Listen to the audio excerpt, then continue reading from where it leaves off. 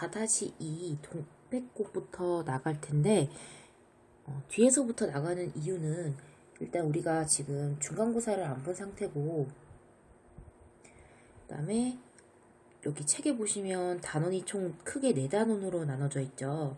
그래서 우리가 원래 이제 중간고사를 봤다면 보통은 이제 뭐 학교에서 정상적으로 중간고사랑 기말고사를 보면 앞에 중간고사는 1, 2단원, 그 다음에 기말고사는 3, 4단원 이런 식으로 보통은 이제 시험 범위가 이제 나눠지거든요. 그런데 우리가 지금은 이제 코로나 때문에 특이하게 중간고사를 안 본 상태고 기말고사도 범위를 예측할 수가 없는 상태죠. 그래서 학교에서도 아마 4단원을 다 보진 않을 거예요. 뭐 부담이 좀 크기 때문에 뭐 다 볼 수도 있지만, 그래서 만약에 학교에서 시험 범위가 나오면 확정이 되면 좋겠지만 아직은 안 나온 상태라서 일단은 들어갈 법한 부분부터 먼저 진도를 나갈 거라서 그나마 이제 확률이 높은 동백꽃부터 진도를 나갈 거예요. 3단원에서 중요한 건 한글이고, 그 다음에 4단원은 시랑 동백꽃은 아무래도 중요하기 때문에 요거는 꼭 들어갈 확률이 좀 높거든요. 3단원 한글 빼고 3의 1 보다는 4의 1, 2가 들어갈 확률이 좀 더 높아서 일단 뒤에서부터 진도를 먼저 나갈게요. 그래서 오늘은 동백꽃부터 진도를 나가도록 합시다. 책은 올리드 책이에요. 우리 그 4월달에 썼던 책이야. 그걸로 보시면 되겠어요. 자, 그러면 동백꽃 들어가 볼게요. 자, 먼저 우리 동백꽃 갈래가 소설이죠.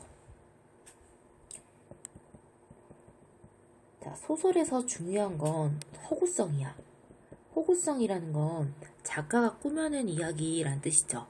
그러다 보니까 작가가 꾸며내면 그 작품 속에서 작가를 대신해서 이야기해줄 사람이 필요해. 그걸 뭐라고 하죠? 우리가 서술자라고 하죠. 소설에서 작품의 인물, 사건, 배경을 바라보고 작품 세계를 형상화, 즉 만들어가는 작품 속에서 이야기하는 일을 서술자라고 불러. 그래서 서술자는 사건을 이야기해 나가는 주체이며 작가가 의도하여 설정한 인물이 되죠. 즉, 작가와 서술자는 절대 동일 인물이 될 수 없는 거예요. 방금 얘기했듯이 소설 자체가 허구적인 문학이다 보니까 그 안에 혹은 그 밖에서 이야기를 이끌어가는 서술자는 작가와 동일 인물이 될 수가 없는 거죠. 두 번째, 자, 서술자가 등장인물이나 사건을 어떻게 바라보느냐에 따라 작품의 주제나 분위기가 달라질 수 있는 거예요. 자, 이 서술자가 등장인물이나 사건을 어떻게 바라보느냐를 밑에 나와 있는 시점이라고 부르죠. 자, 시점은 소설에서 인물이나 사건을 바라보는 서술자의 시각, 태도, 관점으로 작품의 인물, 사건, 배경을 관찰하는 서술자의 위치에 따라 시점이 달라진다라고 되어 있는데, 자, 밑에 이제 시점이 나와 있죠, 표로. 자, 크게 두 가지로 나눌 수가 있는데, 이야기 안에 있느냐, 서술자가 이야기 밖에 있느냐로 나눌 수가 있죠, 먼저. 요 둘을 구분하는 기준이 뭐지?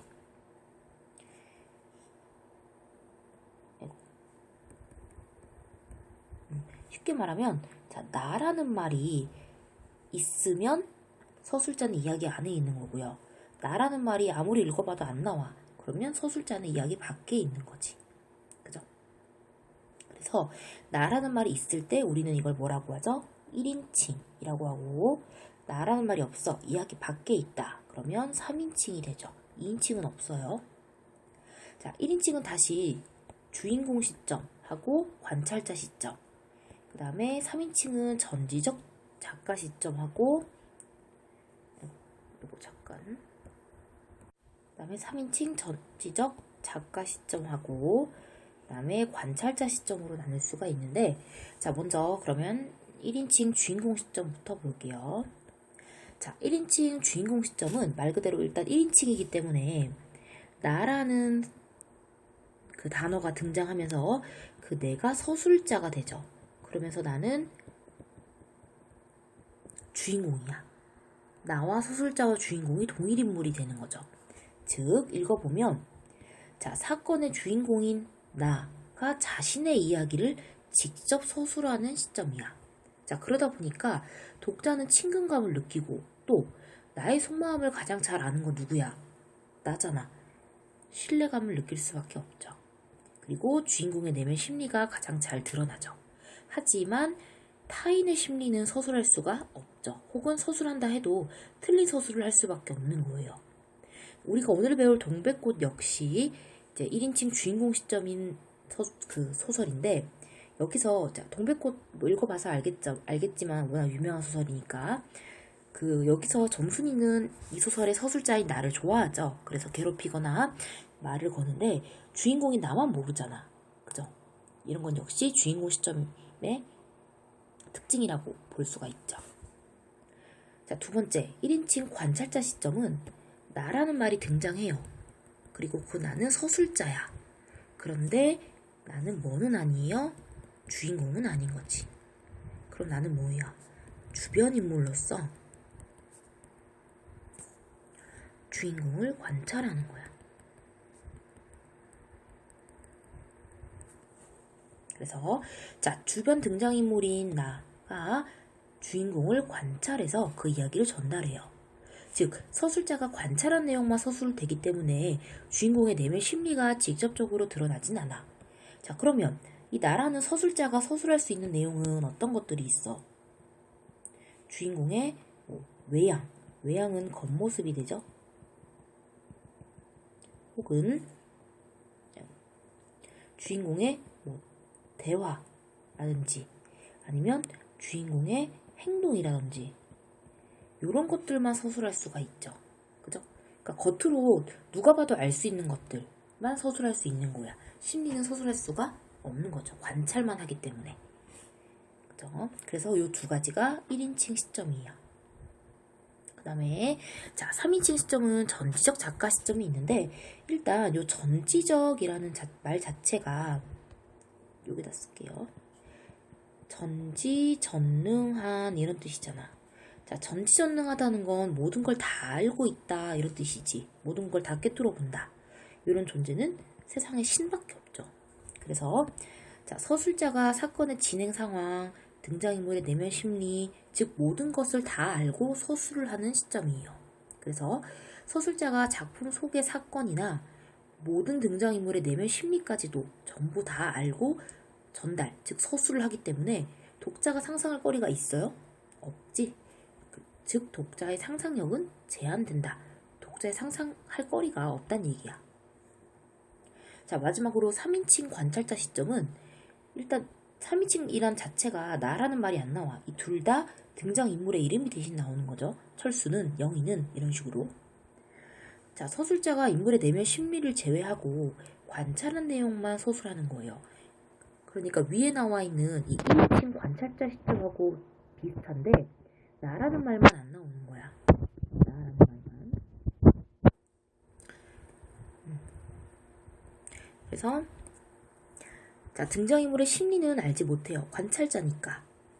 그리고 똑같이 겉모습이나 행동 등만 전달하고요. 위에 나와 있는 전지적 시점과는 반대로 서술할 수 있는 내용이 제한적이죠. 행동이나 겉모습만 전달하기 때문에. 그래서 반대로 독자가 상상할 거리는 많아요. 이런 것들이 관찰자 시점이죠. 그래서 여기 위에 나와 있는 그 4개의 시점 중에서 가장 객관적인 시점이 3인칭 관찰자 시점이에요. 근데 4가지 시점 중에 가장 덜 쓰이는 시점이기도 하죠. 교과서에서 가장 안 나오는 시점이기도 해요. 맞나요? 여기까지가 소설에서의 시점이에요. 그 다음에 자, 3번에 서술자가 인물의 성격을 제시하는 방법인데 직접적 제시와 간접적 제시가 있죠. 먼저 왼쪽에 직접적 제시를 보면 서술자가 인물의 성격이나 특성, 심리 상태 이런 것들을 말 그대로 직접 이야기하는 방법이야. 뭐 예를 들어서 철수는 착하다라든지 철수는 화가 났다라든지 이건 심리 상태가 되죠. 그죠? 이런 것들 그러니까 대놓고 얘기를 해주는 게 직접적 제시가 되죠. 반대로 간접적 제시는 서술자가 인물의 성격이나 행동 성격이나 그 특성을 행동이나 대화를 통해서 간접적으로 보여주는 방법이에요. 예를 들어 인물이 화가 났다는 걸 보여주고 싶어. 그러면 화가 났다라고 말하는 게 아니라 뭐 그 남자는 예를 들어 철수는 얼굴이 뭐 붉어지고 뭐 주먹으로 벽을 쳤다. 뭐 이렇게 하는 거야. 그 남자의 막 폭력적인 모습을 보여줘. 그러면 누가 봐도 그 남자가 화가 났다는 걸 알 수가 있지. 그런 것들이 간접적 제시야. 아니면 뭐 영희가 착하다는 걸 보여주고 싶어. 그러면 영희는 뭐 길 가는 할머니의 뭐 할머니를 부축해서 도와드렸고, 그러면 뭐 길에 떨어진 쓰레기를 평소에 잘 줍고, 그지 뭐 이런 것들을 보여주면 아 영희가 평소에 아주 착한 성격을 갖고 있는 학생이구나라는 걸 우리가 추측할 수 있죠. 그런 것들이 간접적 제시가 되죠. 이렇게 두 가지 방법이 있다는 거. 자, 그 다음에 4번에 서술자가 소설에 미치는 영향. 자, 서술자는 인물의 행동이나 인물 간의 갈등을 서술하는 방식과 그리고 작품의 분위기에도 영향을 미치기 때문에 그만큼 서술자는 중요하다는 거예요. 예를 들어서 어떤 소설이 있냐면 사랑 손님과 어머니라는 소설이 있어. 여기서는 5살짜리 오키라는 그 꼬마 아이가 서술자고 얘가 서술자. 그 다음에 사랑 손님이랑 어머니가 주인공이에요. 그러니까 이 소설의 그 시점은 1인칭이고 관찰자 시점이 돼. 그러다 보니까 이제 어머니는 과부야. 남편이 이제 일찍 죽게 되고 사랑방에 머무는 손님하고 이제 요즘 말로 하면 이제 약간 썸을 타는 그런 관계예요. 근데 오키 눈에는 사랑 손님과 어머니가 사랑에 빠져서 서로 이제 얼굴을 보게 될 때마다 얼굴이 빨개지는 그 광경이 5살짜리 꼬마인 오키 눈에는 화가 난 것처럼 보이는 거야. 그거는 물론 오키가 어려서 그럴 수도 있지만 1인칭 관찰자이기 때문에 어떤 관찰자로서의 한계일 수도 있는 거죠. 그리고 또 하나가 방금 얘기했듯이 작품의 분위기에도 영향을 준다고 했는데 오키가 5살이기 때문에 그 소설은 어떻게 보면 오키가 서술하는 그 부분에 있어서는 약간의 순수한 그런 분위기도 이제 만들어낼 수 있는 거죠. 그거는 오키가 어리기 때문에 그 소설이 그렇게 순수한 분위기가 가능한 거죠. 됐나요? 그래서 서술자가 그만큼 중요하다 이런 얘기야. 자, 그러면 동영상을 잠깐 멈추고 옆에 네 문제를 풀고요. 다시 재생을 하도록 할게요. 1번에 OX 문제네. 맞으면 O, 틀리면 X인데 소설의 서술자는 작가 자신이 절대 될 수 없죠. 글에 등장하는 나와 글쓴이와 나가 동일인물인 글은 수필이었지. 우리 나의 모국어는 침묵할 때 배웠죠. 그 다음에 서술자에 따라서 작품의 주제나 분위기 달라질 수 있죠. 2번에 공통으로 들어갈 말이니까 하나만 찾으면 돼요. 소설에서 인물이나 사건을 바라보는 서술자의 시각, 태도, 관점은 시점이죠. 그래서 작품의 인물, 사건, 배경을 관찰하는 서술자의 위치에 따라서 시점이 바뀌어. 그죠? 자, 보기에 해당하는 시점. 등장인물이 나가 등장해. 일단 나라는 말이 나왔으니까 3인칭은 절대 될 수 없고요. 주인공을 관찰한다 했으니까 1인칭 관찰자 시점. 자, 보기에 사용된 인물의 성격 제시 방법. 직접적 제시냐 간접적 제시냐를 고르라는 얘기죠. 자, 동백꽃의 일부인데요. 자, 그럼 너 이다음부터 안 그럴 테냐 하고 물을 때야 비로소 살 길을 찾은 듯 싶었다. 나는 눈물을 우선 씻고 뭘 안 그러는지 명색도 모르건만 그래 하고 무턱대고 대답하였다. 자, 지금 나라는 인물의 성격이 뭐 어수룩하다, 눈치가 없다, 바보 같다 이렇게 대놓고 설명되지 않았죠. 여기 보면 뭐 눈물을 우선 씻고 뭘 안 그러는지 모르지만 대답했다라고 나의 바보 같은 성격을 간접적으로 보여줬기 때문에 간접적 제시가 되죠. 나는 성격이 어수룩하고 그다음에 뭐 눈치가 없다 이런 식으로 그죠? 그런 성격을 보여주는 행동으로 보여주죠. 대사와. 그래서 간접적 제시가 되는 거예요. 됐나요? 자, 그러면 뒤로 넘어가 볼게요. 동백꽃 본문으로요. 자, 자, 그러면 넘겨서 동백꽃을 볼 텐데, 자, 먼저 그 전에 본문 들어가기 전에 필기를 해야 될 게 있어요. 자, 동백꽃 혹시 아는 학생이 있을까? 자, 우리가 알고 있는 동백꽃은요, 빨간색의 꽃이야. 그죠? 근데 여기서는요, 이 소설에서만큼은 동백꽃이 생강나무예요. 강원도 방언이에요. 그래서 생강나무이고 노란색의 꽃이에요. 그것만 알아두시면 돼요. 왜냐면 옆에 이제 작가 김요정이 라고 돼 있는데 그 김요정의 그 소설의 대부분이 고향이 이제 강원도였기 때문에 대부분이 강원도가 배경이거든요. 그래서 여기서 나오는 동백꽃도 생강나무라는 거 그거 하나 배경 지식으로 가지고 소설 읽어볼게요. 자, 그리고 또 하나가 이 소설은 방금 얘기했듯이 이제 강원도가 배경이기 때문에 중간에 방언이, 즉 사투리가 많이 쓰여. 그래서 어휘 문제도 시험에 꼭 하나씩 출제가 돼요.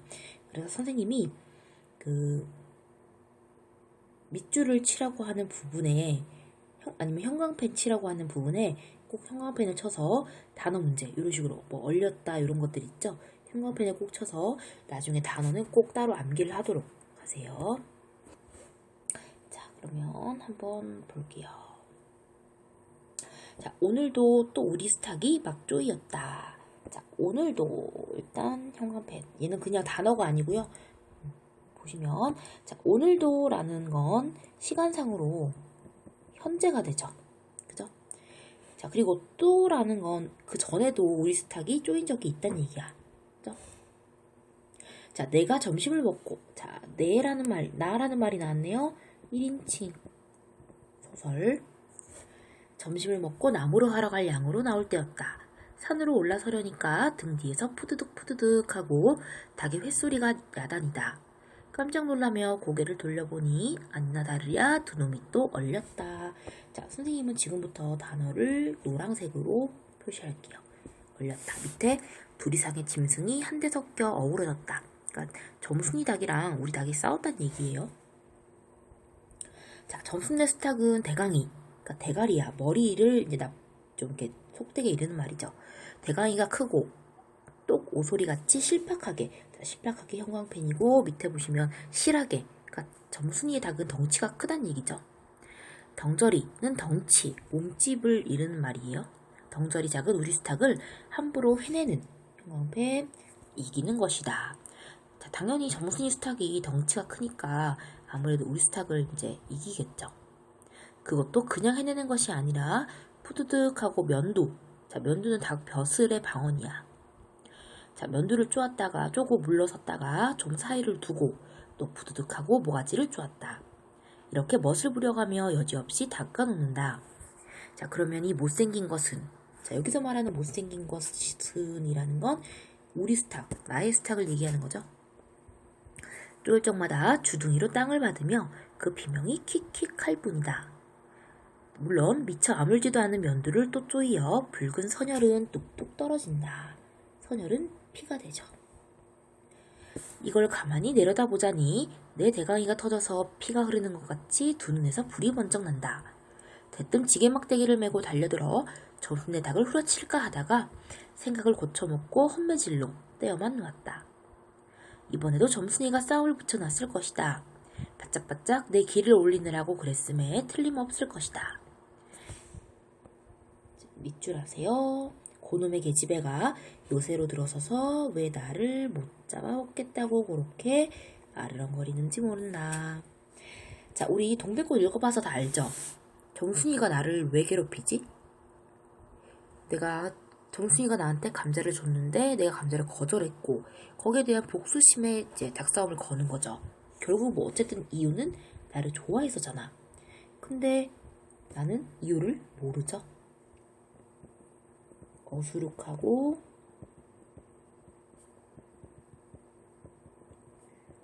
눈치가 없고요. 순박한 나라는 거 알 수가 있죠.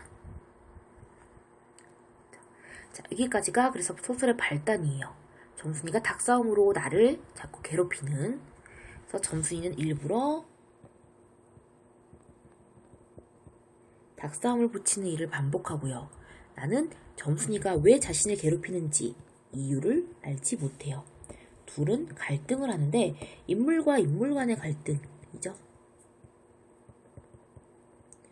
외적 갈등이야. 그죠?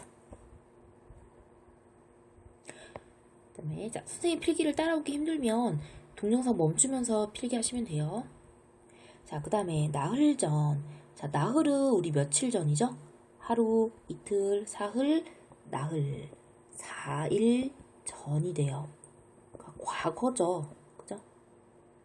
과거를 회상하는 건데, 잘 봐봐. 우리 아까 위에서 시작을 현재로 시작을 했죠. 그런데 갑자기 과거로 돌아갔잖아. 그러면 시간의 현재에서 과거로 갔네? 원래 우리 시간은 과거, 현재, 미래로 가는 거지. 근데 시간이 지금 거꾸로 갔잖아. 우리 이런 걸 뭐라고 하죠? 역순행적 구성, 역순행적 구조 이렇게 얘기하죠. 됐나요? 자, 나흘 전 감자 쪼간. 자, 쪼간 형광펜 사건이란 뜻이죠. 감자 사건만 하더라도 나는 저에게 조금도 잘못한 것은 없다. 계집애가 나무를 캐러 가면 갔지. 나 물타리 엮는데 생이질을 하는 것은 다 뭐냐? 생이질 귀찮게 하는 거죠. 그것도 발소리를 죽여가지고 등 뒤로 살며시 와서 얘, 너 혼자만 일하니? 하고 긴치 않는 수작을 하는 것이다. 어제까지도 저와 나는 이야기도 잘 않고 서로 만나도 본척만척하고 이렇게 점잖게 지내던 터이련만 오늘로 갑작스레 대견해졌으면 웬일인가. 항차 망아지만한 계집애가 남 일하는 놈 보고 그 망아지는 말의 새끼를 망아지라 하죠. 그럼 혼자 하지 때로 하디? 내가 이렇게 내뱉는 소리를 하니까 너 일하기 좋니? 또는 한여름이나 되거든 하지 벌써 울타리를 하니? 잔소리를 두루 늘어놓다가 남이 들을까봐 손으로 입을 틀어막고는 그 속에서 깔깔댄다. 밑줄. 별로 웃을 것도 없는데 날씨가 풀리더니 이놈의 계집애가 미쳤나 하고 의심하였다. 자, 여기도 보면 지금 정순이는 나한테 관심이 있으니까 계속해서 말을 걸고 수작을 부리는 거잖아.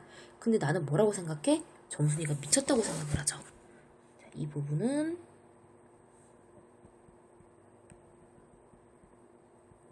지금 정순이의 어떤 의도, 정순이의 마음을 알아차리지 못해. 오로지 정순이가 미쳤다고만 생각을 하죠.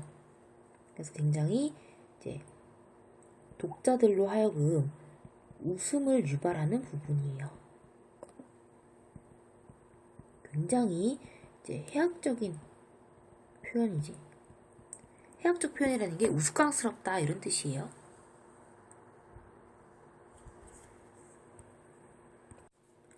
자, 게다가 조금 뒤에는 즈 집게, 즉 자기 집 쪽을 할끔할끔 돌아다 보더니 행주치마에 속으로 꼈던 바른 손을 뽑아 나의 턱 밑으로 불쑥 내미는 것이다.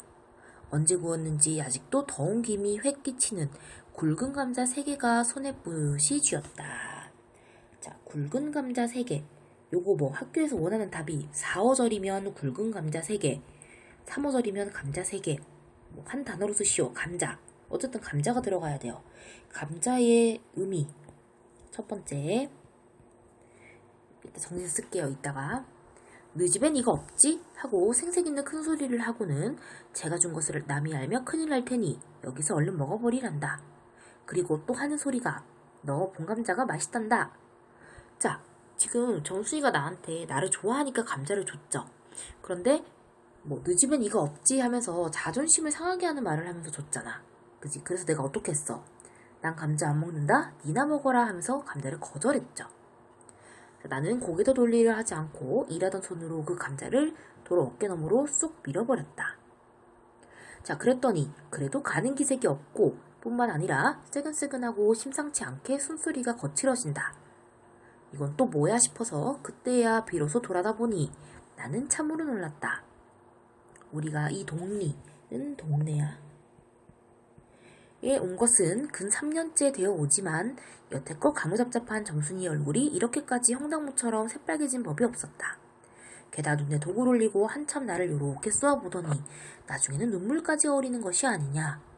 그리고 바구니를 다시 집어들더니 이를 꼭 악물고는 엎어질 듯 자빠질 듯 눈등으로 힝하게 달아나는 것이다. 자, 위에 올라가서 감자 정리할게요.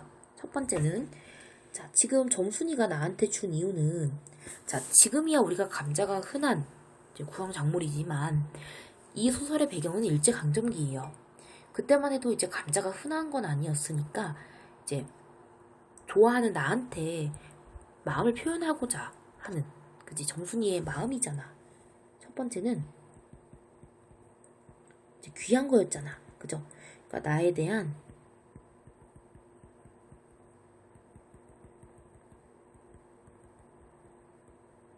정순이의 관심, 뭐 애정 이런 거예요.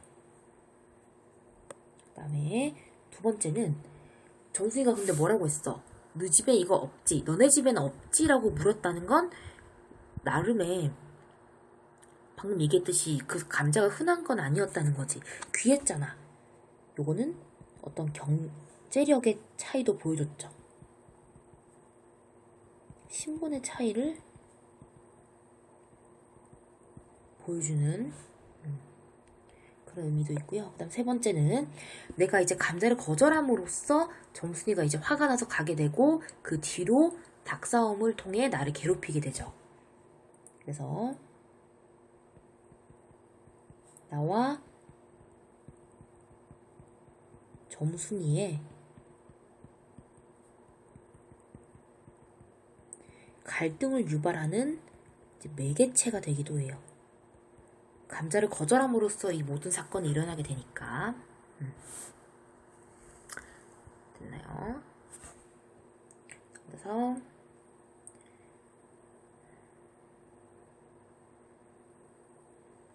자, 서로 주는 감자를 안 받아먹은 것이 신뢰라 하면 주면 그냥 줬지. 너 집에 이거 없지는 다 뭐냐? 그렇잖아도 저희는 자, 일단 형광펜부터 마름 여기 위에 보세요. 지주를 대신해서 소작권을 관리하는 사람이야. 그리고 우리는 그 손에서 배제, 이거 문서예요. 얻어서 땅을 자 붙이다 형광펜. 논밭을 이용해서 농사를 짓다 이런 뜻이야. 자, 저희는 마름이고 우리는 그 손에서 배제를 얻어 땅을 붙임으로 일상 굽실거린다. 자, 이게 무슨 말이냐면 지주가 있어. 땅의 주인이야. 중간에 마름이 있어. 그러니까 이제 마름은 지주한테 방금 얘기했듯이 이제 그 권리를 받아서 땅을 이제 관리하는 사람을 마름이라고 해. 그리고 맨 밑에 소작농, 뭐 소작인 같은 뜻인데 소작농이 있고 실제로 땅에서 농사를 짓는 사람은 소작농이에요. 그래서 나는 소작인의 아들이고 점순이는 마름의 딸이야. 그러면 내가 점순이한테 함부로 할 수 있어 없어? 없는 거지. 내가 함부로 했다가는 땅이 이제 뺏긴다는 얘기잖아. 그죠? 그래서 굽실거린다는 표현을 쓴 거죠. 자, 우리가 이 마을에 처음 들어와 집이 없어서 곤란으로 지낼 때 집터를 빌리고 그 위에 집을 또 짓도록 마련해준 것도 점순네의 호의였다. 그리고 우리 어머니 아버지도 농사 때 양식이 딸리면 점순네한테 가서 부지런히 구워다 먹으면서 인품 그런 집은 다시 없으리라고 침이 마르도록 칭찬하곤 하는 것이다. 그러면서도 17씩이나 된 것들이 수근수근하고 붙어 다니면 동리에 소문이 사납다고 주의를 시켜준 것도 또 어머니였다. 왜냐하면 내가 점순이하고 일을 저질렀다가는 점순네가 노할 것이고 그러면 우리는 땅도 떨어지고 집도 내쫓기고 하지 않으면 안 되는 까닭이었다. 그런데 이놈의 계집애가 까닭없이 길을 복복 쓰며 나를 말려 죽이려고 드는 것이다. 눈물을 흘리고 간 다음날 저녁 나절이었다. 자, 아까 전에 지금 이 소설이 전체적으로 어떻게 이제 구성이 되어 있냐면 처음에 이제 현재, 그 다음에 처음이 이제 정수이가 닭싸움을 붙였잖아. 그리고 왜 닭싸움을 붙였는지 과거 회상을 하게 되죠. 그리고 다시 끝에 가면 현재로 이제 이어지게 되는데 그 과거가 1, 3일 이런 식으로 다시 이제 현재로 이렇게 가야 되잖아. 그래서 이 4일이 감자 사건이 일어난 날이야. 그지? 그리고 지금 여기 눈물을 흘리고 간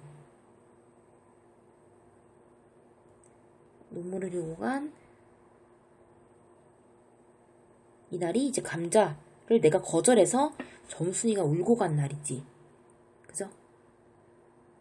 그리고 그 다음 날이라고 했으니까 얘는 3일 전이 되는 거야. 현재에서 3일 전. 무슨 말인지 이해되나요? 현재로부터 3일 전이 되는 거야. 감자는 현재로부터 4일 전이고요. 그죠? 자, 나무를 한 짐 잔뜩 지고 산을 내려오려니까 어디서 닭이 죽는 소리를 친다. 이거 네 집에서 닭을 잡나 하고 점순의 울 뒤로 돌아오다가 나는 고만 두 눈이 둥그레졌다. 점순이가 저희 집 봉당에 홀로 걸터 앉았는데 이게 치마 앞에다 우리 씨암탉을 꼭 붙들어 놓고는 이놈의 닭 죽어라 죽어라 이렇게 안팡스레 패주는 것이 아닌가. 안팡스레 형광펜 야무지게 아주 닭을 패고 있었단 얘기죠. 그것도 대가리나 치면 모른다만 아주 알도 못 나으라고 볼깃짝개를 주먹으로 콕콕 쥐어박는 것이다. 그 볼깃짝은 엉덩이나 그 허벅지 쪽 생각하면 돼요. 나는 눈에 상심지가 오르고 사지가 부르르 떨렸으나 사방을 한번 휘돌아보고서야 그제야 점순이 집에 아무도 없음을 알았다. 잡은 참치기 막대기를 들어 울타리의 중턱을 후려치며 이놈에게 집에 남의 닭알 못 나으라 그러니 하고 소리를 빽 질렀다. 그러나 점순이는 조금도 놀라는 기색이 없고 그대로 우젓이 앉아서 제 닭 가지고 하듯이 또 죽어라 죽어라 하고 패는 것이다. 이걸 보며 내가 산에서 내려올 때를 겨냥해 가지고 미리부터 닭을 잡아 가지고 있다가 내보란 듯이 내 앞에서 쥐지르고 있음이 확실하다. 지금 이런 상황이죠. 밑에 그림을 보면. 네. 자, 그러나 나는 그렇다고 남의 집에 뛰어들어가 계집애하고 싸울 수도 없는 노릇이고 형편이 썩 불리함을 알았다. 그래 닭이 맞을 적마다 지게막대기로 울타리나 후려칠 수밖에 별 도리가 없다. 왜냐하면 울타리를 치면 칠수록 울섭이 물러앉으며 뼈대만 남기 때문이다. 허나 아무리 생각하여도 나만 믿지는 노릇이다. 이년아 남의 닭 아주 죽일 터이냐? 내가 도끼눈을 뜨고 다시 꽤 코령을 하니까 그제야 울타리깨로 쪼르르 우더니 울 밖에 서 있는 나의 머리를 겨누고 닭을 내팽개친다. 에이 더럽다 더럽다. 더러운 걸 널더러 입대 끼고 있으랬니? 망할 계집애년 같으니. 하고 나도 더럽단 듯이 울타리깨를 휑하게 돌아내리며 약이 오를 대로 다 오른 것은 암탉이 풍기는 서슬에 나의 이맛배기에다 물지똥을 찍 갈겼는데 그걸 본다면 알침만 터졌을 뿐 아니라 골병은 단단히 든 듯 싶기 때문이다. 자, 그리고 나의 등 뒤를 향하여 나에게만 들릴 듯 말 듯한 음성으로 이 바보 녀석아, 너 베네병신이지? 그것만도 좋으련만. 너 아버지가 고자라지? 뭐? 우리 아버지가 그래 고자야? 할 양으로 열병거지가 나서 고개를 획 돌려 바라봤더니 그때까지 울타리 위로 나와 있어야 할 점순이의 대가리가 어딜 갔는지 보이질 않는다. 그러다 돌아서서 오자면 아까 한 욕을 또 울 밖으로 퍼붓는 것이다. 욕을 이토록 먹어가면서도 대거리는 맞서서 대들단 뜻이죠. 대들지 못하는 거. 자, 대거리 한마디 못하는 걸 생각하니 돌부리에 채키어 발톱 밑이 터지는 것도 모를 만치 분하고 급기야는 두 눈에 눈물까지 불끈 내쏟는다. 그러나 점순이의 치매는 이것뿐이 아니다. 사람들이 없으면 틈틈이 저희 집 수탉을 몰고 와서 우리 수탉과 싸움을 붙여놓는다. 저희 집 수탉은 썩 험상궂게 생기고 쌈이라면 회를 치는 고로. 자, 회를 치는 고로라는 건 밑에 뭐 신이 나다, 좋아하다 이런 뜻인데 능숙하다라고 써두세요. 점순이네 닭은 싸움에 능하다는 얘기야. 자, 을에 이길 것을 알기 때문이다. 그래서 툭하면 우리 수탉이 면두며 눈깔이 피로 흐드르하게 되도록 해놓는다. 어떤 때에는 우리 수탉이 나오질 않으니까 요놈의 계집애가 모이를 지고 와서 끼어내다가 싸움을 붙인다. 여기까지가 전개죠. 나흘 전에 나에게 감자를 주려다가 거절당한 뒤부터 점순이가 나를 괴롭히기 시작을 했죠. 그래서 점순이와 나와의 외적 갈등이 시작이 됐는데 점순이는 나에게 따뜻하고 굵은 감자를 주어서 호감을 표시했고, 나는 점순이가 감자를 주면서 한 말 때문에 자존심이 상했죠. 너네 집에 이거 없지라는 말 때문에. 자, 그래서 점순이는 무안했고, 그래서 화가 났고, 그 뒤로 나를 괴롭혔고요. 반대로 나 역시 점순이가 왜 화를 내고 왜 자신을 괴롭히는지 이유를 모르기 때문에 어리동절하면서도 나 역시 화가 나는 그런 상태가 되고 있어요. 그래서 점순이와 나와의 외적 갈등이 벌어지죠.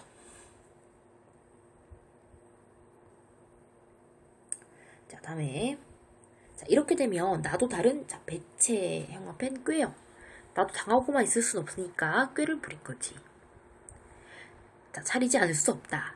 하루는 우리 스탁을 붙들어가지고 넌지시 장독개로 갔다. 쌈딱에게 고추장을 먹이면 병든 황소가 살모사를 먹고 용을 쓰는 것처럼 기운이 뻗친다고 한다. 자, 지금 여기서도 굉장히 나의 어떤 순박한 그리고 어수룩한 성격을 알 수 있죠. 닭한테 고추장을 먹인다고 해서 정말 힘이 나진 않을 거 아니야. 닭만 괴로울 뿐이지. 그치? 약간의 바보 같은 그런 모습을 볼 수 있죠. 장독에서 고추장 한 접시를 떠서 닭의 주둥아리께로 들이밀고 먹여보았다.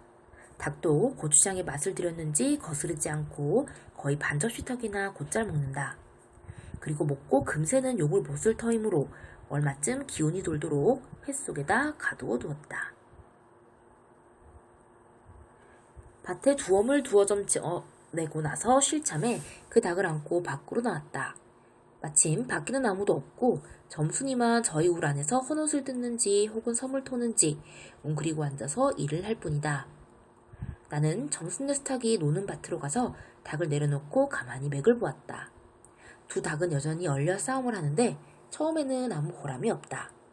멋지게 쪼는 바람에 우리 닭은 또 피를 흘리고 그러면서도 날개 죽지만 푸드덕 하고 올라뛰고 뛰고 할 뿐으로 제법 한번 쪼아보지도 못한다. 그러나 한 번엔 어쩐 일인지 용을 쓰고 펄쩍 뛰더니 발톱으로 눈을 합이고 내려오며 면도를 쪼았다. 합이다, 긁어 파다 이런 뜻이죠. 그러니까 한 번 이긴 거야 드디어. 그러니까 이겼다기보다는 한 번 공격을 한 거지. 자, 큰 닭도 여기엔 놀랐는지 뒤로 멈칫하며 물러난다.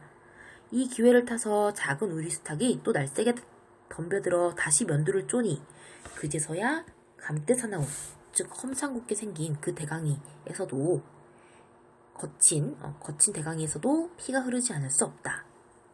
옳다 알았다. 고추장만 먹이면 되는구나 하고 나는 속으로 쟁그러워 고소해 죽겠다. 그때는 뜻밖의 내가 닭싸움을 붙여놓는데 놀라 울 밖으로 내다보고 섰던 점순이도 입맛이 쓴지 눈살을 찌푸렸다. 나는 두 손으로 볼기짝을 두드리며 연방은 계속이에요. 잘한다 하고 신이 머리끝까지 뻗쳤다. 그러나 얼마 되지 않아 나는 넋이 풀려 기둥같이 묵묵히 서 있게 되었다.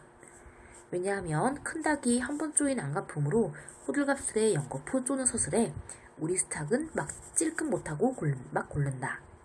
이걸 보고서 이번에는 점순이가 깔깔거리고 되도록 이쪽에서 많이 들으라고 웃는 것이다. 나는 보다 못하여 덤벼들어 우리 스탁을 붙들어가지고 도로 집으로 들어왔다. 고추장을 좀 더 먹였더라면 좋았을걸. 너무 급하게 싸움을 붙인 것이 퍽 후회가 난다. 장독대로 돌아와서 다시 턱 밑에 고추장을 들이댔다. 흥분으로 말미암아 그런지 장초에 먹질 않는다. 나는 할 일 없이 이거 잘 보세요. 할 일 없이는 할 일 없이가 아니야. 어떻게 할 방법 없이, 도리 없이 이런 뜻이에요. 할 일 없이 닭을 반드시 눕히고 그 입에다 권련 물뿌리를 물렸다. 그 이제 담배 필터 같은 그런 거라고 보면 돼. 진짜 담배를 물린 게 아니라. 그리고 고추장 물을 타서 그 구멍으로 조금씩 들이부었다. 닭은 좀 괴로운지 킥킥하고 재채기를 하는 모양이나 그러나 당장의 괴로움은 매일같이 피를 흘리는데 될 게 아니라 생각하였다. 자, 여기서 말하는 당장의 괴로움이라는 게 뭐야? 이제 고추장을 먹는 일을 말하는 거지. 그리고 매일같이 피를 흘리는 그 일은 뭘 말하는 거죠? 이제 점순이의 스탁이랑 싸우면서 피를 흘리는 그걸 얘기하는 거예요. 그죠? 자, 그러나 한두 종지가량 고추장 물을 먹이고 나서 나는 고만 풀이 죽었다. 싱싱하던 닭이 왜 그런지 고개를 살며시 뒤틀고는 소나기에서 뻗어지는 것이 아닌가. 그러니까 닭이 기절했다는 거야. 아버지가 볼까봐 얼른 회에다 감춰두었더니 오늘 아침에서야 겨우 정신이 든 모양 같다. 여기까지. 자, 나는 수탉에게 고추장을 먹여서 닭싸움을 붙이긴 했는데 결국 졌고요. 닭에게 고추장을 더 먹였죠. 자, 그래서 고추장을 먹이면 닭의 싸움에서 이길 거라고 믿는 나의 어떤 모습이에요? 순수한 모습이 보이는 부분이었어요. 순수한, 순진한 이런 거요. 자, 그 다음에 자, 그랬던 걸 이렇게 오다 보니까 또 싸움을 붙여놨으니 자, 여기가 다시 이제 현재가 돼요. 어디랑 이어지는 그 처음에 초반부에 가달락이랑 이어지는 현재가 바로 아달락이 되는 거예요. 자, 이 망할 깨집애가 필은 우리 집에 아무도 없는 틈을 타서 제가 들어와 회에서 꺼내가지고 나간 것이 분명하다. 나는 다시 닭을 잡아다 가두고 연면은 쓰러우나 그렇다고 산으로 나무를 하러 가지 않을 수도 없는 형편이었다. 소나무 삭정이를 따며 가만히 생각을 해보니 암만 해도 고년의 목쟁이를 돌려놓고 싶다. 이번에 내려가며 망하려한 등줄기를 한번 되게 후려치겠다 하고 싱둥벙둥 건성건성 나무를 지고는 불이 나게 내려왔다. 그러니까 지금 온통 생각은 정순이에게 어떻게 복수를 할까 그 생각뿐이니까 나무를 대충 할 수밖에 없는 거지. 거지반, 즉 거의 집에 다 내려와서 나는 호두기는 필이야.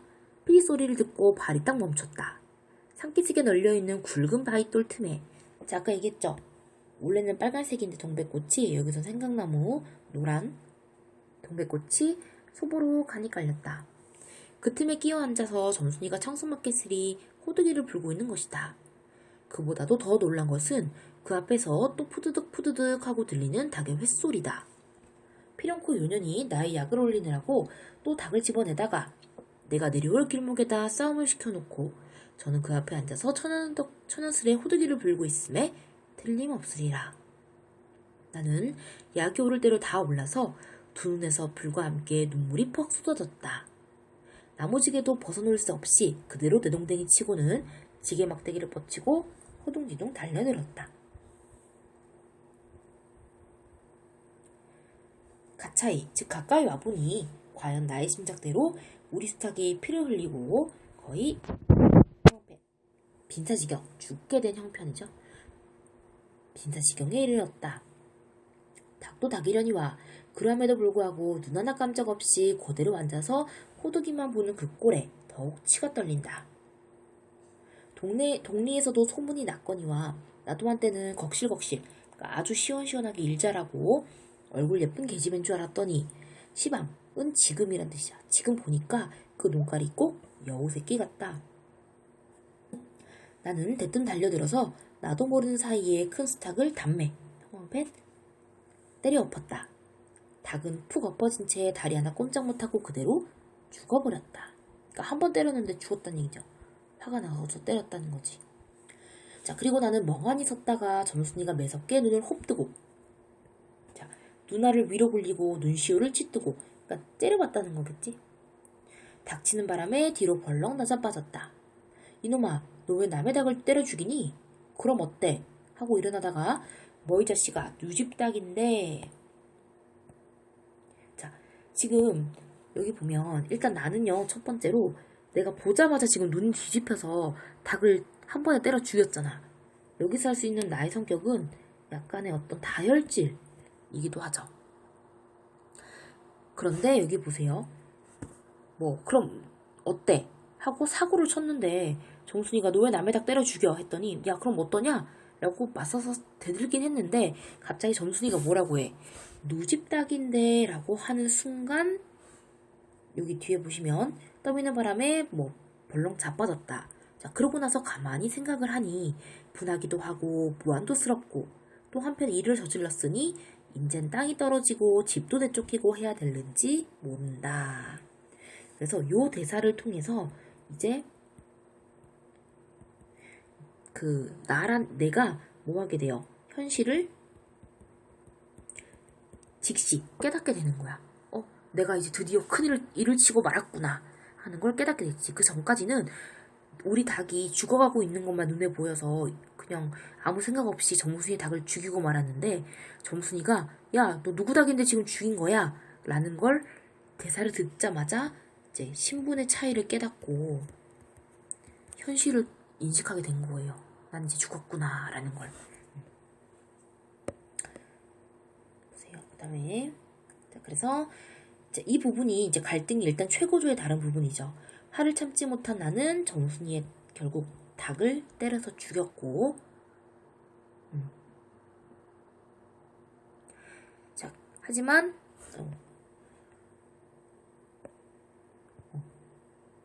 아이고, 선생님이 한칸 넘어가 버렸네. 미안. 자, 여기 잘 안 읽었어요. 나는 비슬비슬 일어나며 소매자락으로 눈을 가리고 얼김에 엉 하고 울음을 놓았다. 그러다 점순이가 앞으로 다가와서 그럼 너 이다음부터 안 그럴 테냐 하고 물을 때야 비로소 살 길을 찾는 듯 싶었다. 나는 눈물을 우선 씻고 뭘 안 그러는지 명색도 모르건만 그래 하고 무턱대고 대답하였다. 자, 여기 지금 뭘 안 그러는지 뭐 알지도 모르는데 대답부터 했다 라는 요 부분에서 이제 나의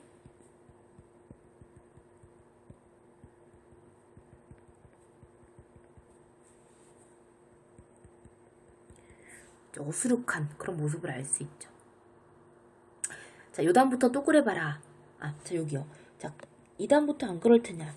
미안. 자, 요 부분도 여기에 담긴 의도는 앞으로 나의 호의를 이제 무시하지 뭐 마라. 그런 뜻이야. 내가 이제 감자를 거절한 거, 그 얘기하는 거죠. 자, 그래. 이제 안 그럴 테야. 그랬더니 닭 죽은 건 염려 마라. 내 안 이를 테니 하면서 정순이가 한번 봐준 거지. 그래서 닭을 아까 여기 때려 죽였고, 정순이가 닭이 죽은 일을 비밀로 해주기로 하고 정순이와 나는 화해를 하게 된 거죠. 자, 그리고 무엇에 떠다 밀렸는지 나의 어깨를 짚은 채 그대로 픽 쓰러진다. 그 바람에 나의 몸뚱이도 겹쳐서 쓰러지며 한창 피어 퍼들어진 노란 동백꽃 속으로 폭 파묻혀버렸다. 자, 일단 노란 동백꽃이라는 건 3월에 피는 꽃이야. 그래서 계절적 배경 알 수 있어요. 첫 번째로 봄이죠. 자, 알싸한 형광펜이야. 매운 기운이 도는 얼얼한 이런 거. 그리고 향긋한 냄새에 나는 땅이 꺼지는 듯이 온정신이 그만 아찔하였다. 자, 요 부분, 요것도 문장 전체. 자, 요 부분을 통해서 이제 내가 정순이가 이제 나를 좋아한다는 어떤 마음을 인식하게 되었다고나 할까요? 그걸 이제 감각적으로 표현한 부분이야. 그러니까 쉽게 말하면 둘이 이제 서로 사랑을 시작하게 되었다는 거예요. 아무 말 마라. 그래. 조금 있더니 요 아래서 점수나 인연이 바느질을 하다 말고 어딜 갔어? 하고 어딜 갔다 온 듯 싶은 어머니가 역정이 대단히 났다. 정순이가 겁을 잔뜩 집어먹고 꽃밑을 살금살금 기어서 산 아래로 내려간 다음 나는 바위를 끼고 엉금엉금 기어서 산 위로 치빼지, 즉 달아나지 않을 수 없었다. 그래서 마지막은 둘이 서로 반대 방향으로 도망가는 아주 우스꽝스러운 부분으로 마무리를 하고 있죠.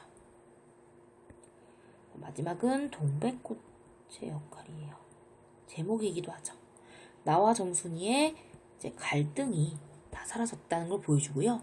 내가 자신에 대한 정순이의 사랑을 어렴풋이 깨닫게 되고요. 소년과 소녀의 사랑을 어떻게 보여주는 순수하고 그 다음에 서정적인 분위기로 보여주고요. 결국 나와 정순이의 사랑을 순수하고 서정적인 아름답게 그렇게 보여주는 게 동백꽃의 역할이에요. 요게 이 소설의 주제예요. 소년과 소녀의 아름다운 순수한 사랑이에요. 됐나요? 동백꽃의 의미는 여기도 한번 나와 있으니까 한 번 더 읽어보시고 그러면 일단 뒤로 넘겨서 학습활동, 여기 중요한 부분이요. 볼게요. 일단 주요 사건을 중심으로 정리한 이 글의 내용. 자, 먼저 오늘은 시간 순서. 오늘 얘들아, 요거 학교 시험에는 어떤 식으로 나오냐면 이 중에서 자, 요거 특히 1번 문제 같이요. 시간상으로 따졌을 때 가장 먼저 일어나는 일 뭐예요? 감자 사건 골라야 되지. 그지? 그럼 1번 문제만 한번 풀어볼까요? 몇 번이 되죠? 3번이죠. 교과서에 나온 순서가 아니라 시간 순서로 고르는 문제가 시험에 나오니까 잘 알아두세요. 자, 밑에 오늘 나무를 하러 산에 가려는데 정순이가 또 닭싸움을 붙여 나의 탁이죠, 얘들아. 탁을 괴롭혔죠. 그 다음에 감자는 나흘 전이죠. 나흘은 4일 전이야. 정순이가 나에게 감자를 주려고 했는데 내가 거절했죠. 그 다음 사흘 전 저녁나절 이후에 정순이가 나의 집 씨암탉을 괴롭히고 틈틈이 수탉을 잡아다가 자기 집 수탉과 싸움을 붙였고, 그래서 내가 하루 전에 고추장을 먹였죠. 정순이의 수탉을 이기기 위해 나의 집 닭에게 고추장을 먹였지만 잠깐 효과가 있었을 뿐 다시 정순이 수탉에 당했고요. 지게 막대기는 오늘이에요. 나의 집 수탉을 공격하는 정순이의 수탉을 담배로 때려 죽였죠. 그리고 오늘 나는 정순이에게 떠밀려 동백꽃으로 함께 쓰러졌죠. 됐나요? 넘겨서.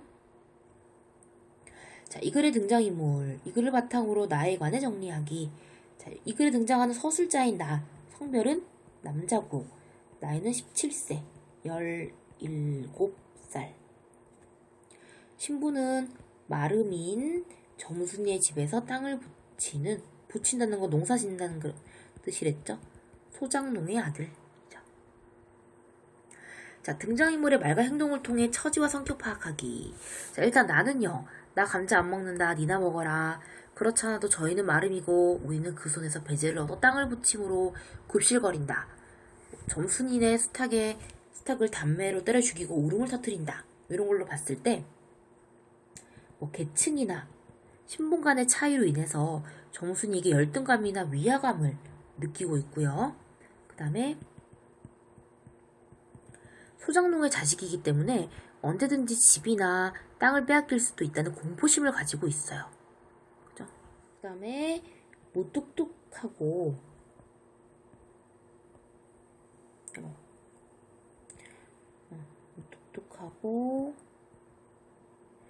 고지식하죠. 고지식하다는 건 어떻게 보면 약간 틀에 박힌 생각을 하는 거야.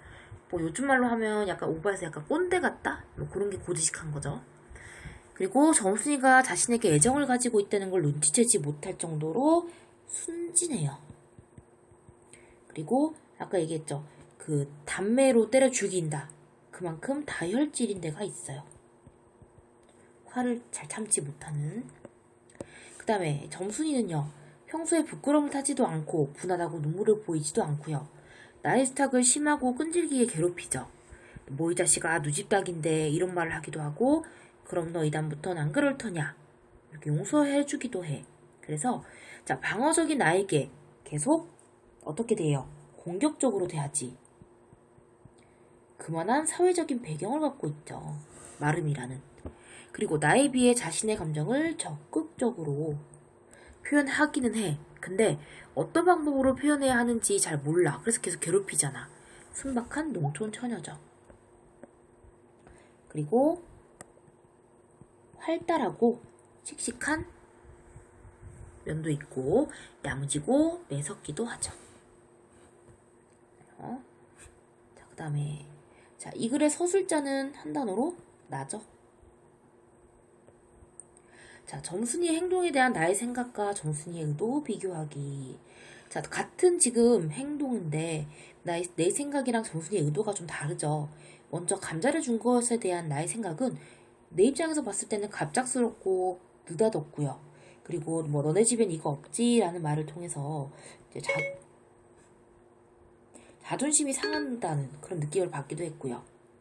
하지만 정순이는 그런 의도가 아니었지. 친해지고 싶고 나를 기쁘게 하고 싶고 나를 좋아하는 마음을 드러내고 싶었죠. 그 다음 닭싸움도 그래요. 나의 생각은 정순이가 미쳤다. 제정신이 아니다. 표독스럽고 못됐다. 약이 오른다. 이런 느낌이었다면 정순이는 오로지 나에게 복수하고 싶은 마음뿐이었지.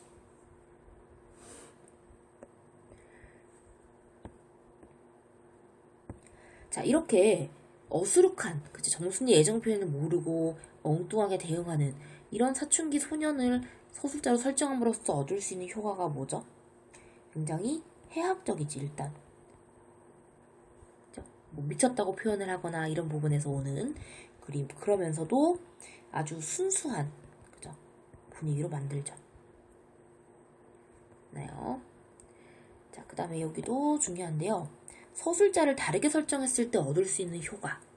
자, 지금 가는요, 그 원문이에요. 그러니까 여기는 1인칭 주인공 시점이 되죠. 자, 그런데 나를 보세요. 너 집엔 이가 없지 하고 생색있는 큰 소리를 하고는 정순이는 만식이에게 지금 이름이 나왔고요. 자기가 준 것을 남이 알면 큰일 날 테니 얼른 먹어버리라고 말한다. 그리고 또 하는 소리가 너 본 감자가 맛있단다. 나 감자 안 먹는다. 니나 먹어라. 만식이는 정순이의 말에 자존심이 상하여 고개도 돌리지 않은 채 일하던 손으로 그 감자를 도로 어깨 너머로 쓱 밀어버렸다. 정순이는 자신의 호의가 거절당하자 몹시 화가 났다. 정순이의 숨소리가 점점 거칠어지자 만식이는 정순이를 돌아다 보았다가 참으로 놀랐다. 뭐 자존심이 상했다. 이런 것들.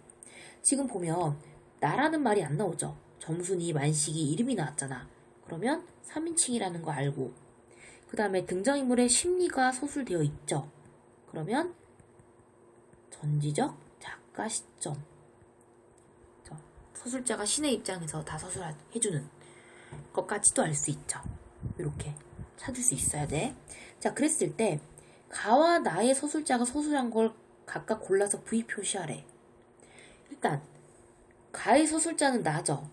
1인칭 주인공 시점이니까. 그럼 서술할 수 있는 게 어떤 것들이야? 나의 행동, 나의 속마음, 정순이의 행동까지는 서술할 수 있죠. 근데 정순이의 속마음은 서술할 수 없어요. 그 다음에 나의 서술자는 등장인물이 아니라 제3자죠. 그리고 서술할 수 있는 건 다 서술할 수 있지. 신이니까. 만식의 행동, 만식이 속마음, 정순이의 행동, 정순이의 속마음까지 전부 다. 자, 이번에 이렇게 서술자를 바꿨을 때 그럼 어떤 변화가 생기느냐? 자, 남녀 주인공 모두의 무엇을 알 수 있어? 속마음까지 다 알 수 있죠. 그리고 처지가 둘 다 균형 있게 서술돼. 한쪽으로 치우친 서술이 아니죠. 그리고 인물의 심리와 사건도 더 정확히 알 수가 있고요. 그리고 남녀 주인공의 마음을 자세히 이해하게 되기 때문에 사건의 전개가 독자의 예상이나 기대를 크게 벗어나지 않아요. 그리고 정순이와 나의 행동에 담긴 의도를 독자들은 정확히 알 수 있고요. 하지만 원작에서 나는 정순이 마음을 모르죠. 그래서 독자들은 재미를 느꼈던 부분도 있지만 서술자가 다 서술을 해주는 전지적 작가 시점에서는 그런 재미의 어떤 요소는 조금 떨어지게 된다는 거. 그런 차이는 존재하겠죠. 됐나요? 자, 일단 여기 내가 그린 히말라야 시다 그림은 일단 적용활동이라서 얘는 오늘은 안 할 거예요. 나중에 학교에서 들어간 학교가 있으면 그때 하도록 하고요. 자, 일단 오늘은 문제를 이제 남은 시간 풀어볼 텐데 동영상 잠깐 멈추고 일단 어디까지 푸냐면 자, 지금 동영상을 잠깐 멈추고요. 140쪽부터 147쪽까지 다 푼 다음에 다시 동영상을 재생하세요. 시작. 1번에 자, 이 글의 서술 방식에 대한 설명이다. 알맞은 것 고르시오 했네요. 1인칭 주인공 시점이죠. 그러면 몇 번이 정답이 되나요? 는 1번이 정답이 되겠죠. 그 다음에 2번에 보기에 빈칸에 들어갈 알맞은 말을 쓰시오. 정순이는 먼저 말을 걸며 나에게 적극적으로 관심을 표현하지만 나는 정순이 마음을 알아채지 못하고 퉁명스럽게 대꾸하고 있죠. 됐나요? 다음에 3번에 빈칸에 알맞은 말을 쓰시오. 자, 나에 대한 정순이 애정을 드러내는 수단, 감자죠. 그리고 나는 이를 거절하면서 나와 정순이가 뭐하게 돼요? 갈등하게 되죠. 그래서 감자는 원인이야. 갈등의 원인. 4번 기억에서 알 수 있는 정순이의 갈등, 감정이랬죠. 자, 내가 감자를 거절한 뒤에 이제 나타나는 일이기 때문에 당연히 어떻겠어? 무한하겠죠. 그리고 또 하나 야속하겠죠. 그죠? 나머지는 될 수 없는 답들. 자, 이걸로 봤을 때 정순이의 평상시의 성격 정답 몇 번이죠? 5번에 1번이죠. 활달하고 야무진. 그죠? 그 다음에 자, 기억을 통해 알 수 있는 사실. 기억은 여기 두 번째 줄에 저희는 마름이고 우리는 그 손에서 그 얘기죠. 6번 다음 몇 번이요? 나는 정순이한테 함부로 할 수가 없는 처지. 신분의 차이가 존재하죠. 자, 정순이가 나의 닭을 괴롭히는 이유. 결국은 뭐 때문이야? 감정을 자극해서 관심을 끌려고 그런 거지. 그죠? 좋아하니까. 혹은 복수하고 싶으니까. 그죠? 그 다음 8번. 자, 보기는 기억에 대한 설명이다. 기억은 첫 번째 줄이죠. 계집애하고 싸울 수도 없고 형편이 불리함을 알았대. 그 이유가 빈칸에 들어갈 말은 뭐예요? 자, 소장농의 아들인 나는 마름인 정순이 집에 함부로 들어갈 수가 없죠. 그래서 소극적으로 대응할 수밖에 없었다라는 거. 자, 인물들이 사용하는 말의 효과로 적절하지 않은 것 고르는 거죠. 9번은 몇 번이요? 자, 토속어. 토속어는 시골 분위기가 나는 거잖아. 향토적 정서. 비슷한 말이에요. 맞는 거예요. 그 다음 사투리를 사용했다. 사실적으로 표현했다. 이것도 맞고요. 그 다음 비속어를 썼다. 여기 욕 많이 나오지. 그래서 웃음 유발 맞고요. 그 다음 점잖은 말투를 사용해서 인물 간의 갈등을 무거운 분위기로 표현했다. 자, 4번 아니구나. 인물들이 말하는 듯한 말투를 통해 상황을 실감나게 표현했다. 마치 여기 보면 지금 그 전체적인 그 흘러가는 말투가 구어체로 표현이 되고 있어. 구어체가 뭐냐면 그 옆에다 써줄게. 마치 소설이잖아. 이건 글이지. 글인데 누군가에게 말을 하는 듯이 서술이 되고 있죠. 그죠? 나오지 않으니까 쌀을 붙인다. 약간 일기 형식으로 돼 있잖아. 그죠? 그래서 4번도 맞죠. 5번이 아니죠. 그죠?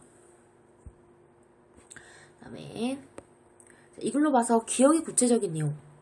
다른 매체, 즉 꽤, 내가 생각해낸 꾀가 뭐였어? 조금 더 정확히 고추장을 먹이는 건데 정확히 쓰면 수탉에게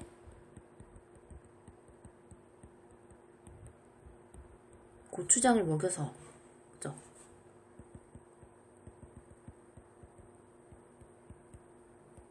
닭싸움에 대비하는 게 되는 거죠.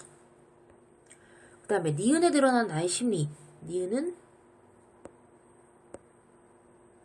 넋이 풀려서 기둥같이 설게 되었대. 계속 이기는 것 같더니 고추장을 먹여서 결국엔 졌잖아. 그럼 11번의 답은 실망이겠죠. 그 다음 자, 빈칸에 알맞은 말을 넣어서 점순이가 디귿처럼 점순이가 일부러 깔깔거리고 내가 들으려고 웃은 이유가 결국 이유는 아까랑 똑같죠. 관심을 끌기 위함이죠. 그 다음에 4에서 닭싸움이 갈등 전개 과정에서 어떤 역할을 하는가? 어떤 역할을 하죠? 사달락에서의 그 닭싸움은요. 갈등이 더 심해져요. 심화가 되죠. 그 다음에 자, 다음은 이 글의 서술상의 특징을 정리했는데 빈칸에 알맞은 말을 쓰래. 자, 이 글은 자연적인 시간의 흐름과는 달리 현재에서 과거로 갔다가 다시 현재로 오지. 이런 걸 아까 뭐라 그랬지? 역순행적 구성이라 했죠. 자, 기억에 나타난 나의 심리. 자, 지금 약이 올라서 막 눈에서 눈물이 나고 속에서 막 천불이 나는 것 같아. 그럼 당연히 화가 나는 감정이잖아. 4번이죠. 자, 자와 차에서 정순이와 나의 사이에 갈등이 해소되는 계기는 몇 번이죠? 내가 닭을 죽임으로써, 그리고 정순이가 그걸 용서해줌으로써 모든 일이 일어난 거죠. 4번. 17번에 알맞은 말을 쓰시오. 자, 기억에서 이다음부터는 안 그럴 테냐 그거지. 나에게 다음부터 자신의 호의를 뭐하지 말라, 무시하지 말라. 그치? 그렇게 물었는데 나는 끝까지 정순이의 의도를 모르죠. 이 부분에서는. 자, 18번. 자, 이렇게 어수룩한 바보 같은 나를 설정해서 얻을 수 있는 효과가 뭐예요? 독자들은 다 알지. 정순이가 나를 좋아하는 걸. 근데 나만 모르잖아. 웃음을 유발하고자 함이죠. 자, 이 소설의 계절적 배경을 드러내는 거. 봄에 피는 동백꽃. 자, 기억의 의미. 기억은 노란 동백꽃 속으로 파묻혀 버렸다가 되죠.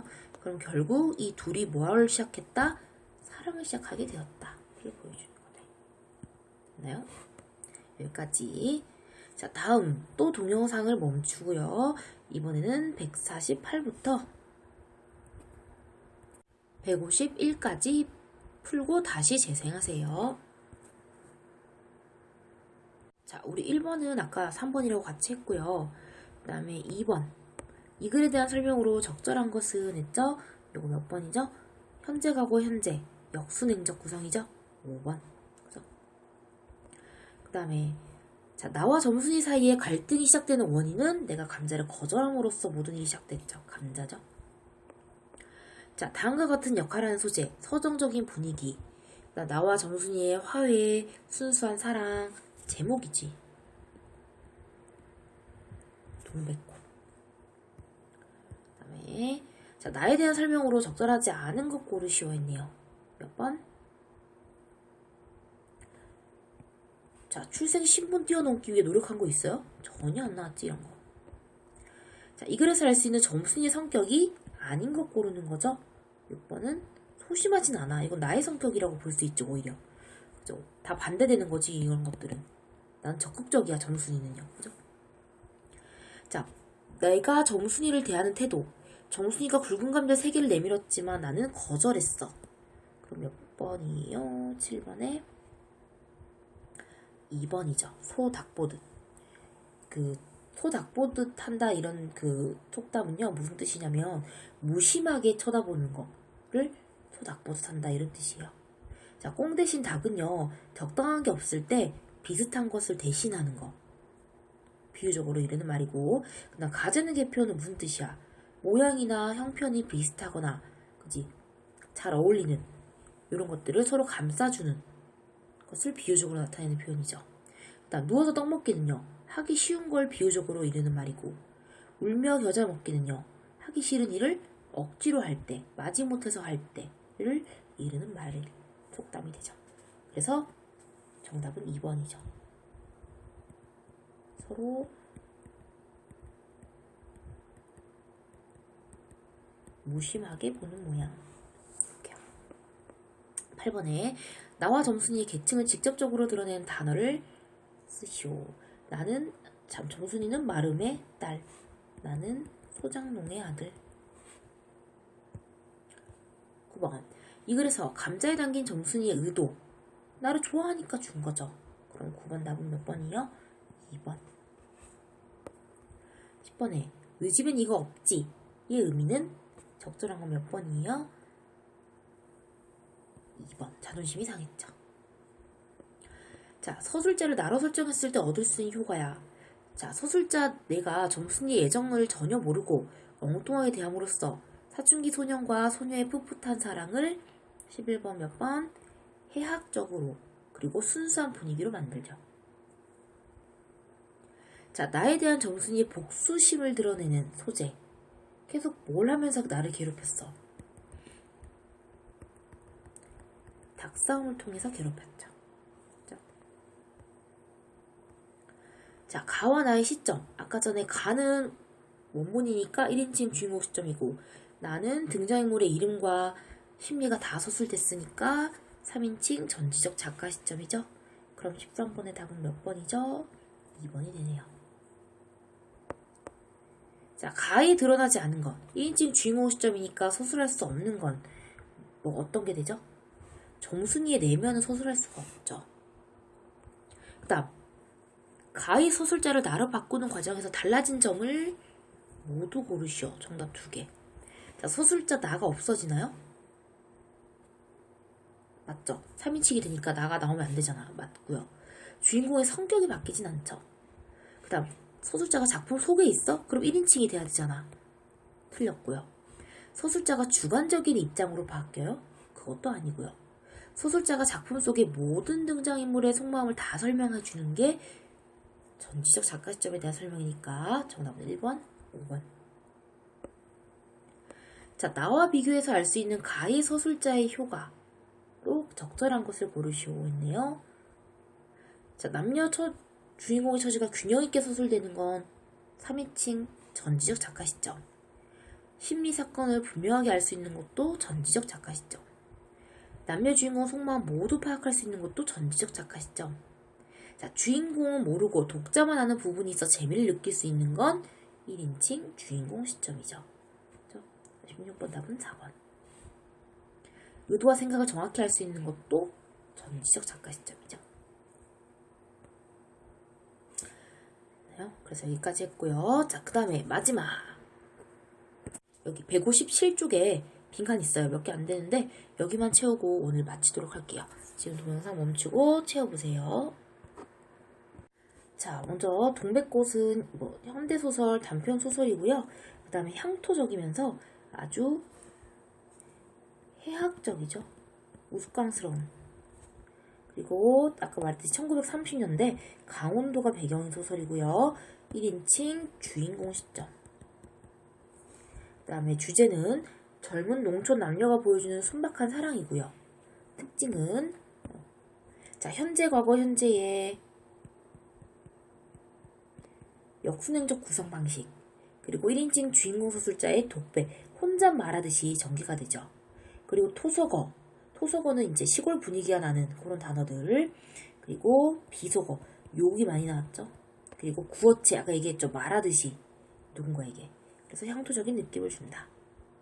그 다음에 전개, 나흘 전 나에게 감자를 주려다. 스타에게 고추장까지 먹였으나. 정순이와 함께 동백꽃 속으로. 그 다음에 여기 첫 번째 빈칸은 감자. 그 다음 닭싸움은 정순이에 대한 반감. 그 다음에 닭싸움은 정순이의 반감. 그리고 이제 분노를 보여주죠. 그 다음에 밑에 동백꽃은 나와 정순이 사이의 사랑의 시작. 그리고 화해. 보여주고 나와 정순이의 사랑을 순수하고 서정적으로 표현하는 그런 소재. 그 다음에 정순이는 마름의 딸, 활달하고 야무지면서 적극적이고요. 나는 소장농의 아들이면서 눈치가 없고 어수룩하죠. 자, 마지막으로 작품의 해학성. 나의 말투와 행동에서 느껴지는데 비속어, 토속어 이런 것들을 사용하고 정순이의 마음을 눈치채지 못해서 순박하고 어수룩하게 행동을 하는 부분에서 독자들의 웃음을 유발하게 되죠. 됐나요? 자, 그래서 오늘 수업은 여기까지고요. 뒤에 여기 소단원 다잡기 있죠. 이 부분은 158에서 160일까지 숙제예요. 해서 선생님한테 인증샷을 보내도록 하세요. 알겠죠? 오늘 고생 많았고요. 다음 시간에 만나요. 안녕.